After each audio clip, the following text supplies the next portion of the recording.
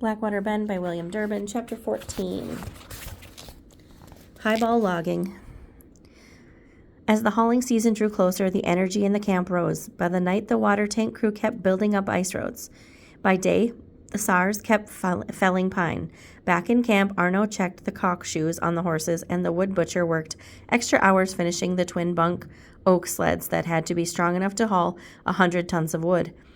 Ben thought the new cookie might slow down after his first few days, but Nevers was forever drumming on his fingers on a table and tapping his boot on the floor. "You got ants on your pants, boy?" Pa asked him 3 or 4 times a day. No matter how fast Nevers worked, his swearing was getting him on Pa's bad side. A cup of flour tipping off the counter or a spatter of grease hitting his arm was all it took to get the cuss words flying. At first, Pa pointed to the kitty every time a swear word popped out, but after a while, Nevers got so used to paying up that he walked over to the coffee can on his own and plunked in a penny. One afternoon, Nevers even had to pay double when he caught his apron on the oven door, swore, and then cussed himself out for not being able to stop his cussing. "Maybe you should try using regular words in place of the bad ones," Ben said. "Like what?" Nevers tapped the toe of his boot on the floor. "Instead of cussing, why don't you just say shoot or H-E-double toothpicks or petunias?" "I gotta try something," Nevers said, "or I might as well sign my whole paycheck over to the hospital fund." Ben's plan worked at first. "Thanks, Ben," Nevers would say, grinning each time he held himself in check. But just then, before supper, Nevers brushed his forearm against the stovepipe. He jerked back and swore a blue streak as he ran to the water pail and plunged his arm in. "Boy, you could make a sailor blush with that tongue of yours." Pa shook his head as he rubbed some lard on Nevers' burn. "I counted a good nickel's worth at that time." Nevers lifted his arm carefully. "Would you settle for 3 cents? The good thing about Nevers' foul mouth was that Pa had less time to holler at Ben. It was also entertaining.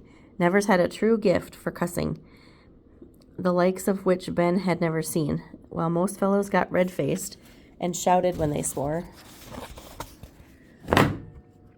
Nevers had an understated way of drawing out his words that took everybody by surprise. Wendy said, "There's no question the boy's got a rare talent for swearing. The only fellow I ever knew who could match Nevers' style was an Irish pub master from Boston, and he had 70 years of practice." Nevers' weak stomach also helped liven things up in the cook shack. One afternoon, Ben and Nevers were trimming the wicks and washing the chimneys on the kerosene lamps. A chimney cracked in the dishwasher, and Ben ran the sliver of glass onto his finger.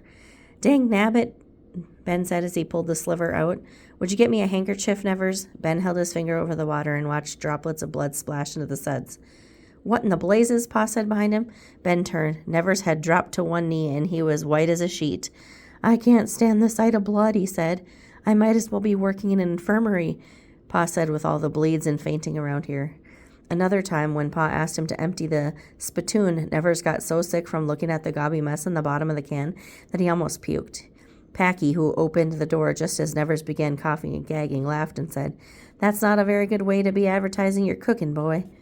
As much as the Jacks liked Nevers, once they found out that he was queasy, one fellow or another was always teasing him.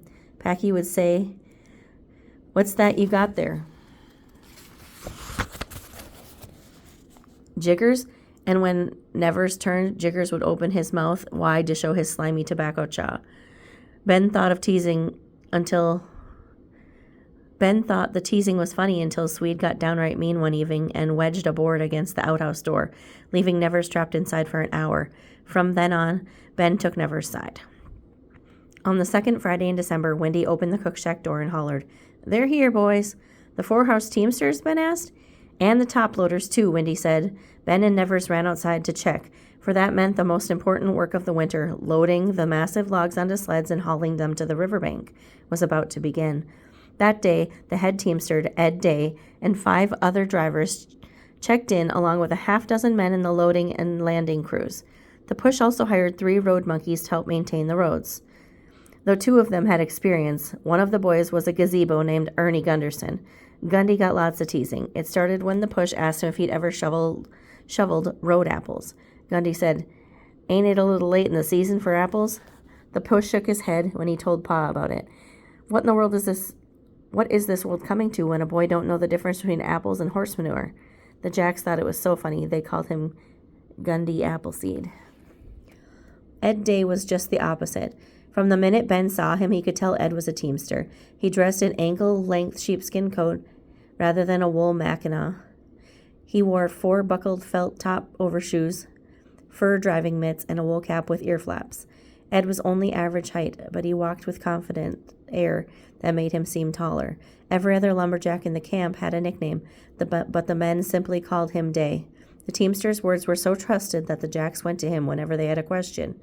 Day says was all it took to end a squabble. Ben hoped he could work for Day sometime. Day handled the horses with the same ease he had with men. Ben had seen other teamsters whip their horses, but Day started his team by saying, "Walk, boys." If he wanted them to pull extra hard, he'd say, "Give her tar paper, you hay burners," and the horses would perk up their ears and lean forward. As the head teamster, it was Day's job to supervise all the horses.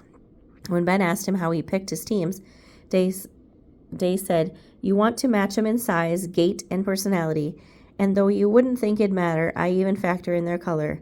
A team that looks good pulls good." Since Ben had always wanted to be a teamster, one day after supper he asked Pa, "How does a fellow get a teamster's job?" "The same way you learn to bake a pie, you practice." "What your pa means," Day said as he got up from the table, "is that it don't matter whether you're pulling a plow or a freight wagon, as long as you study horses, the way a horse takes a bit in the mouth, the way he tenses his flanks or lifts his hind feet, you can tell a world of about how he's feeling. I'd wager that you've learned a few things piloting that swing dingle. I learned to keep my seat while old Dan rests on the hill. When you're on your way to being a teamster, then you're on your way to being a teamster," Day chuckled. "For now, our Mr. would-be teamster better be picking up these dishes," Pa said.